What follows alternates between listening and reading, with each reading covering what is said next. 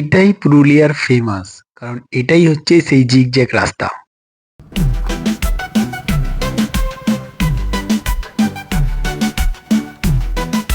এরকম স্ট্যাচু পুরুলিয়ার নানান জায়গায় দেখতে পাওয়া যায়, আর এটাই এখানকার পুরনো সংস্কৃতি, যার জন্য এই স্ট্যাচু সব জায়গায় দেখতে পাবেন।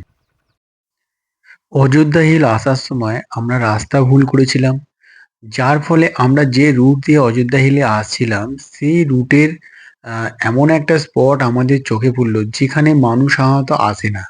বলতে গেলে পুরুলিয়ার এটা একটা অফবিট জায়গা। তো গাইস, একটুখানি লক্ষ্য করো যে এখানে এত সুন্দর মানে ভিউ, যে আপনার যে অফবিট রাস্তায় আসার ব্যাপারটা খুব ভাগ্যজনক ব্যাপার, কারণ এইরকম ভিউ সাধারণত দেখতে পাওয়া যায় না। আর আমাদের কপাল ভালো যে আমরা এই অফবিট রাস্তায় ভুল করেই হয়তো এসে গেছি, কিন্তু এটাই আমরা দেখতে পেলাম যে এটাও একটা সুন্দর জায়গা। এই জায়গাটা হচ্ছে ময়ূর পাহাড় নামে পরিচিত, আর আমরা এখন এই পাহাড়ের একদম সর্বোচ্চ উঁচু স্থানে রয়েছি। আর এখান থেকে এত সুন্দর দেখায় পুরুলিয়ার আশপাশ অঞ্চলটা, খুবই সুন্দর। যারা পুরুলিয়া আসছো তারা নিশ্চয়ই জানো। আর এই যে ফলস, প্রায় 100 ফুট ওপর থেকে যে গতিতে পড়ছে তার যে আওয়াজ অতি সুন্দর। ফটো তুলতে কার না ভালো লাগে, তাই একটু ফটো তুলে নিলাম। আমরা এখন রয়েছি বামনি ফলসে। এটা হচ্ছে অযোধ্যার একটা বড় ফলস, বামনি ফলস নামে পরিচিত। যাই হোক, এখানে আমরা এখন এসেছি আর এই ফলস অনুভব করছি। আপনি যখনই পুরুলিয়া আসবেন তখনই রাস্তার এরকম এক একটা সৌন্দর্য দেখতে পাবেন। এখন যে জায়গাটা দেখছেন, এটা পুরুলিয়ার খুবই একটা গুরুত্বপূর্ণ স্থান। এটা হচ্ছে সাহেববাদ নামেই আপনার পরিচিত। আর অনেকের কাছে, লোকালের কাছে এটা আপনি সুসাইড পয়েন্ট হিসেবেও জেনে থাকবেন।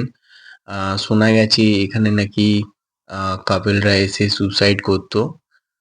যাই হোক, তো আমরা এখন এই জায়গায় এসেছি, আর এখানকার যে একটা সৌন্দর্য সেটা তোমাদেরকে দেখাচ্ছি। যারা পুরুলিয়া এসছো তারা নিশ্চয়ই এই জায়গাটা সবাই ভিজিট করেছো। তো গাইস, খুবই সুন্দর জায়গা। আমরা এখান থেকে এখন ঘুরলাম, দেখলাম।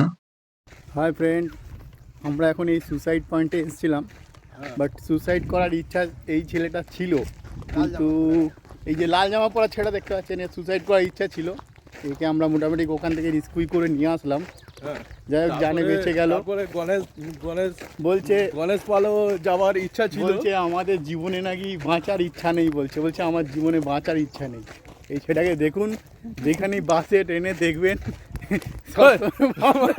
উল্টো পাল্টা জ্বালা। আমরা এখন অযোধ্যা হিলে এসেছিলাম, এই আমরা এখন উপরে উঠে যাচ্ছি। আর এখন নামার সময় আমরা ছোলা খেয়েছিলাম, খেয়ে দিয়ে আমরা এখন উপরে উঠছি। দারুণ ভিউ। ব্লগ বানাতে বানাতে যাচ্ছে তনুময় মাঝি।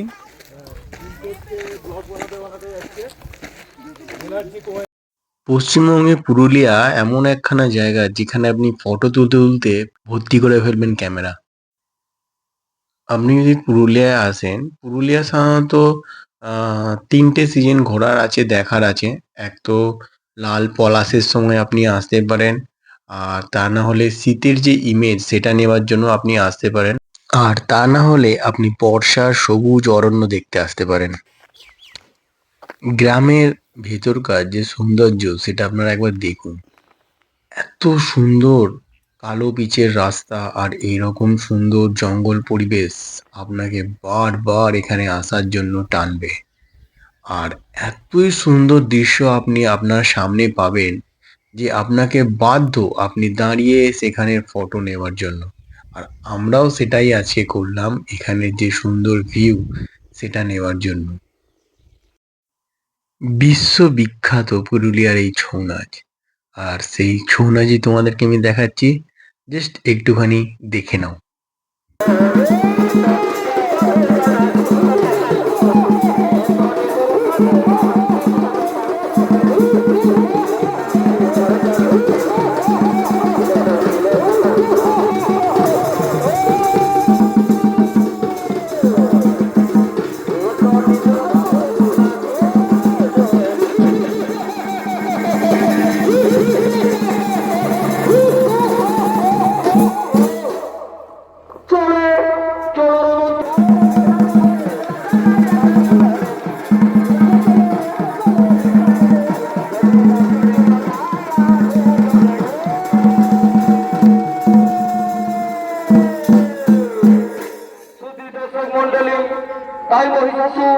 তার সেনাপতি সৈন্যগণকে নিয়ে স্বর্গরাজ্যের দিকে করিল আক্রমণ। আর এদিকে ব্রহ্মা বিষ্ণু ও মহেশ্বর করিছেন আগমন।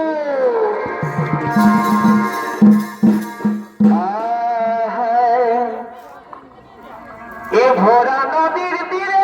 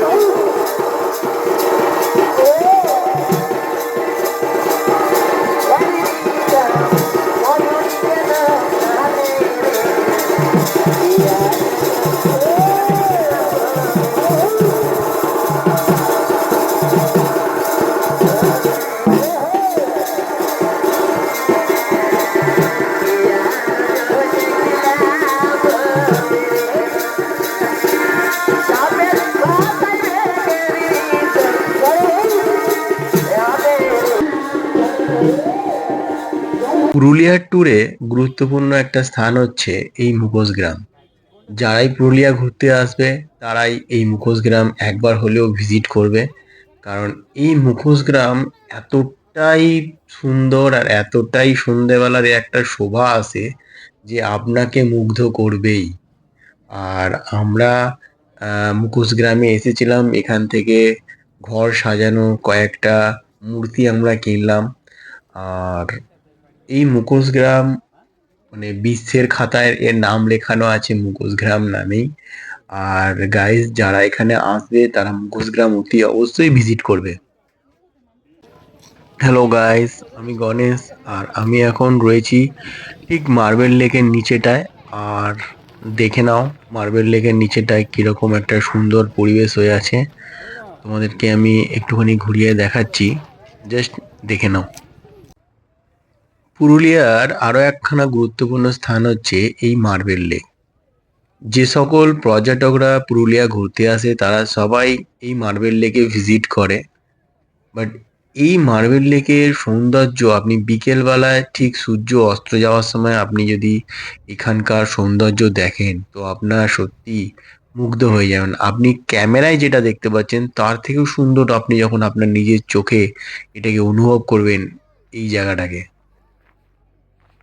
আর আমরা এখন এই মার্বেল লেকে রয়েছি, আর এখানকার যে একখানা দৃশ্য, এখানকার যে পরিবেশ, চারিদিকটা ঘুরে ঘুরে দেখছি। পুরুলিয়া দুদিনের জন্য একদম সুন্দর একখানা ট্যুর প্ল্যান করা যায়। আজকের ডেস্টিনেশনে আমাদের মার্বেল লেক দেখা কমপ্লিট হয়ে গেল, তো আমরা এখান থেকে এখন বেরোবো। তো বন্ধুরা, যারাই মার্বেল লেকে আসো তাদেরকে আমি একটাই কথা বলবো, এখানে অনেক ছোট ছোট দোকানপাট আছে যারা পর্যটকদের জন্য এখানে দোকানপাট খুলে রেখেছে। তো আপনারা যারাই আসুন না কেন কমসে কম এখানে এক কাপ চা কিংবা কিছু টিফিন আপনারা করে যাবেন, কারণ এই সব লোকেরা এই আমাদের মতন পর্যটকদের জন্যই একটা নির্জন জায়গায় এরকম দোকানপাট খুলে রেখেছে। তো আমরা আশা করব এরা এখানে দোকানপাট সারা জীবনে এরকমভাবে চালাক, আর আমাদেরও কর্তব্য হবে এদেরকে কিছুটা হেল্প করা। যাই হোক বন্ধুরা, আমরা এখান থেকে এখন বেরিয়ে পড়ব, আর আমাদের নেক্সট যে ডেস্টিনেশন আছে সেটা কমপ্লিট করতেই হবে। তো চলো, আগে তোমাদের সাথে আবারও কথা হবে।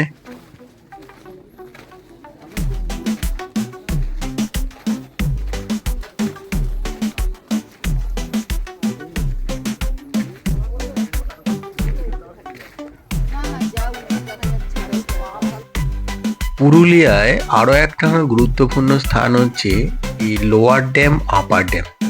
আর আমরা এখন রয়েছি আপার ড্যামের ঠিক ওপরে। আর আপার ড্যাম থেকে সামনের যে দৃশ্য সেটা আমি এখন তোমাদেরকে দেখাচ্ছি। আর নিচেটা ঠিক এইরকম কন্ডিশনে আছে। পুরুলিয়া সত্যিকারে বলতে এখানে যদি আপনি বাইক নিয়ে আসেন কিংবা কার নিয়ে আসেন তবেই আপনি এখানকার যে আসল সৌন্দর্য সেটা অনুভব করতে পারবেন।